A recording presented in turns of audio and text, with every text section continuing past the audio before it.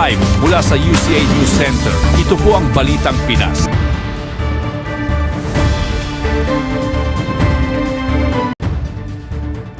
Magandang araw, Pilipinas! Ako po si Brielle G. Lozano na maghahatid ng nagbabagang balita ngayong araw.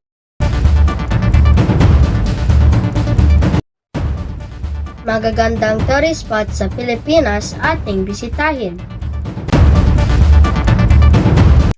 Alam nyo ba na ang Pilipinas ay isa sa pinakamagandang bansa sa mundo? Maraming turista ang pumupunta dito para makita ang ating mga nagagandahang tanawin. Ngayong araw, bibisitahin natin ang isa sa pinakasikat na lugar sa ating bansa. Handa na ba kayo? Tara sa Banawe Rice Terraces.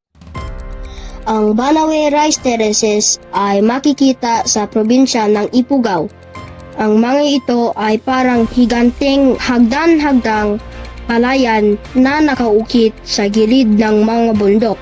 Ang nakakamangha dito, ginawa ito ng ating mga ninunog igorot gamit lamang ang kanilang mga kamay at simpleng kagamitan.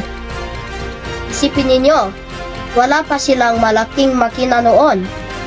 Dahil sa sobrang ganda nito, tinatawag din itong 8th Wonder of the World. Mahigit 2,000 taon na ang tanda ng mga palayang ito.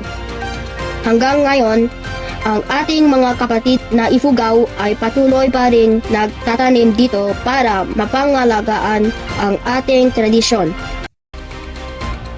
Tunay ngang nakaka-proud ang ating bansa, kaya naman alagaan natin ang ating kalikasan para sa susunod ng mga henerasyon.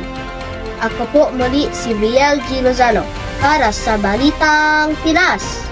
Magbabalik po kami makalipas ang ilang oras. Maraming salamat po. Bye-bye!